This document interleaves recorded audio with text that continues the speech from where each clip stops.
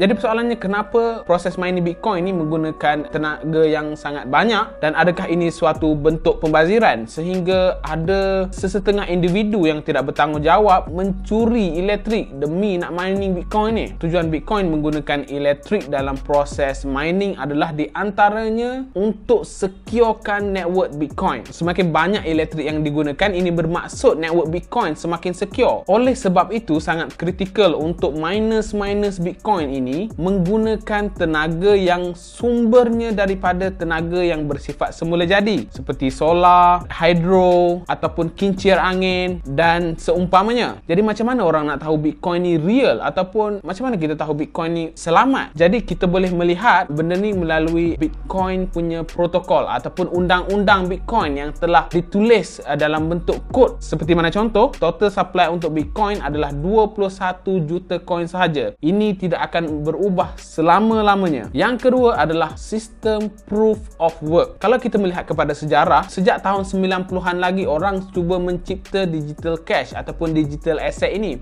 Seperti mana kita boleh lihat Hashcash sebelum ini, ataupun B-Money ataupun BitGold. Namun semua projek ini tidak mencapai kejayaan seperti mana Bitcoin pada hari ini. Namun begitu, idea Bitcoin yang dicipta oleh Satoshi Nakamoto ini adalah diambil juga daripada percubaan-percubaan orang yang sebelum ini. Komputer-komputer yang orang mining tu, komputer-komputer tu kita panggil sebagai block, dan komputer-komputer ni dia connected antara satu sama lain melalui internet yang membentuk satu rantai. Kita panggil benda tu chain. Jadi bila user membuat transaction orang A kepada orang B, komputer-komputer ini dia kena meneka cryptographic hash puzzle. Hash ni ibarat cap jari. Kalau untuk check, dia ibarat sign check tu. Dan komputer-komputer atau blockchain ini akan verify transaction tu. Jadi semakin ramai orang mining Bitcoin, semakin sukar untuk meneka cryptographic hash puzzle ini. Jadi komputer yang meneka dengan betul akan mendapat